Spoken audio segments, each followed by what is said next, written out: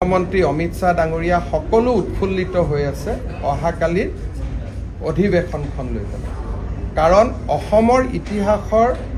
কালি দিনটো এক যুগান্তকাৰী দিন ময়ো সাংবাদিকসকলক অনুৰোধ কৰিম ক'ত কোনে ভাত খাইছে চাহ খাইছে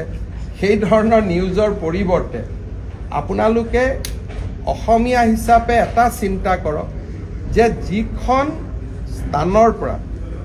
উপেন্দ্ৰনাথ ব্ৰহ্মই বড়োলেণ্ড আন্দোলনৰ পোষকতা কৰিছিলে যিখন স্থানত অসমৰ কোনো মুখ্যমন্ত্ৰী 1985 চনৰ পৰা এবাৰো এখন ৰাজহুৱা সভা কৰিব পৰা নাছিল কোনো যাব পৰা নাছিল পুলিচৰ লগত নগলে যোৱাৰ ৰাস্তা নাছিল আজি সেইখন চহৰে অসম বিধানসভা অনুষ্ঠিত কৰিব আৰু স্বাধীনতাৰ পিছত প্ৰথম ইতিহাস হ'ব য'ত বিধানসভা বাহিৰত হৈছে বিধানসভা কেতিয়াও বাহিৰত যোৱা নাই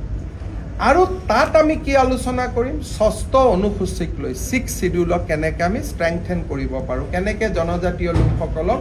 অধিক ক্ষমতাৰ আমি হস্তান্তৰ কৰিব পাৰোঁ কালিৰ দিনটো বড়োলেণ্ডবাসী ৰাইজ আৰু অসমবাসী ৰাইজ আমাৰ সকলোৰে বাবে আমাৰ 85 চনৰ পিছত অসম চুক্তিৰ দিনটো যদি এটা ইতিহাস আছিলে যোৱাকালিৰ দিন অহাকালিৰ দিনটো আটাইতকৈ ডাঙৰ ইতিহাস আৰু এখন অখণ্ডিত অসমৰ বাৰ্তা অসমৰ ৰাইজে ভাৰতৰ মানুহে দেখা পাব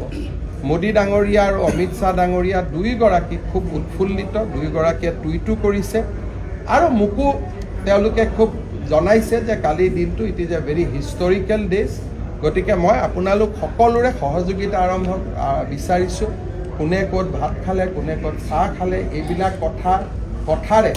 আমি যাতে অসমৰ এটা কীৰ্তিমানক আমি যাতে পাহৰি নাযাওঁ এটা ডাঙৰ দিন এটাক যাতে আমি পাহৰি নাযাওঁ